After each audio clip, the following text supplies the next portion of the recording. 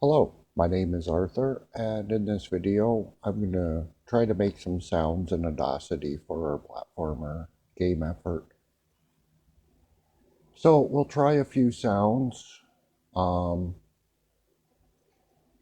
Making sounds in Audacity is not exactly a strong point. So we'll just do what I can, and we'll get some what I can manage sounds into the game to see what kind of difference it makes. So we'll start off with the pressure sound for the pressure switch. Um, I'm using the Risset drum,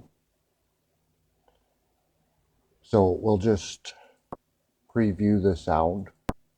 And I've played around already to come up with some settings. So frequency is sort of the pitch of the drum. Decay is how long it's going to make a sound for. So this is a very muted drum. Then there's a few different noise options, and I just play around with them to get something that maybe might work. So we'll just start off with this sound. I'm going to take it and select this much of it, copy that selection, and then paste it over here.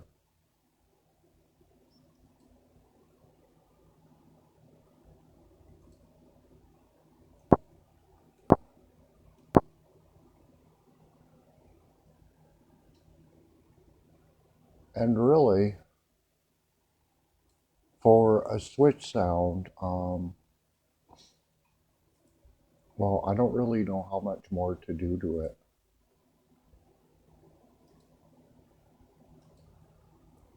It's kind of one of those sounds that I've experimented with, but haven't come up with anything that's like, oh yeah, that's perfect. So,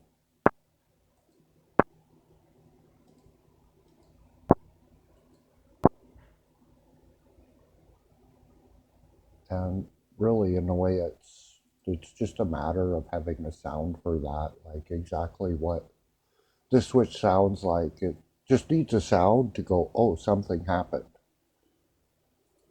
So we could play around with a few different things,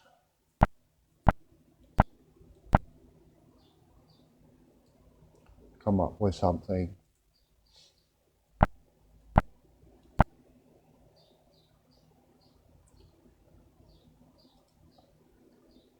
Normalize it.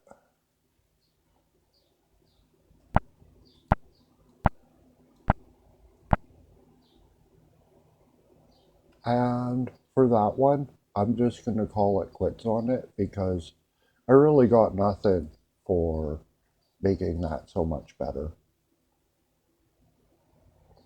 So let's go on to a sound for the actual platform.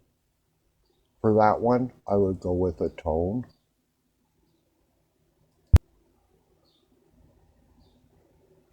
Now, when we make a second sound, it'll adapt the length of the first sound. So we can just enter a 1 second time on this or a 2 second time.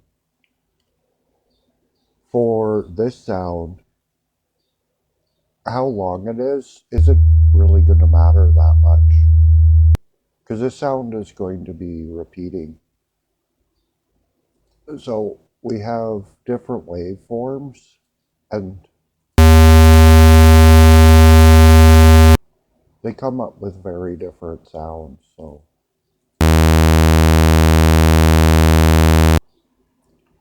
now I'm going to go with sine. Again, the frequency, this is pitch, so 80 is low, 800 is high, and then amplitude is just the volume. So we'll just take that sound, and we could zoom back a bit if we want to see the whole waveform. Now, to get that to do something sort of machine sounding, the phaser works good.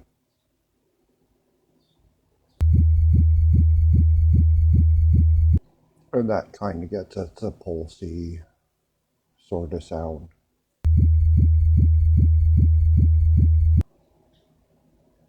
So we'll use phaser, and then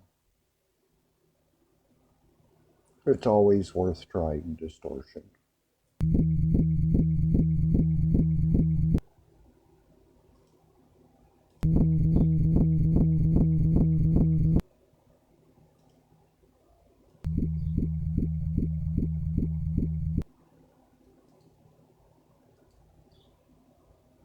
And we can normalize this sound. That'll make this sound pretty loud. Oh, that's not bad. So that one is what I'm going to call my platform moving sound. And then we'll make a jump sound. For that one, we'll make a chirp. Now, when we're generating the sound, we don't want to be inside of one of the previous sounds. We want to click in the gray area so that when we generate the sound, it makes a new track. And if we haven't clicked off of the sound we were working on, it's just not going to work. It's trying to make a sound in a muted track. So the chirp, again, you have the waveform to sort of determine the characteristic of the sound. On this one, you have a start frequency and an end frequency, a start amplitude and an end amplitude. So if we make this one 1 second, that's the sound we get. So it's going from the low frequency to the high frequency. Now, I could make it fade out all the way to nothing, but I find that giving it a fade out works better. It gives a sort of a better curve to the volume change. So we'll fade out on it.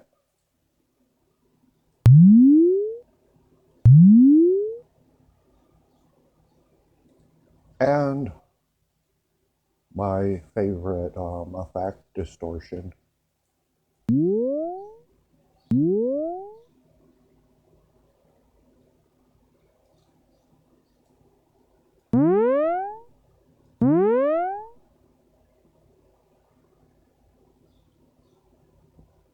And apply that. And again, we'll normalize it.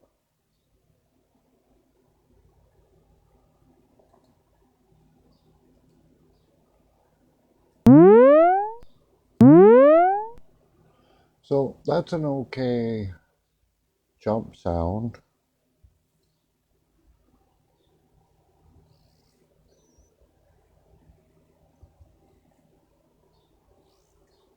And let's see. I guess we'll come back in the next video. I'll export these into the game project file. So I'll export them as wave forms. And in the next video, we'll add them into their appropriate items or scenes and get them working. So until then, take care.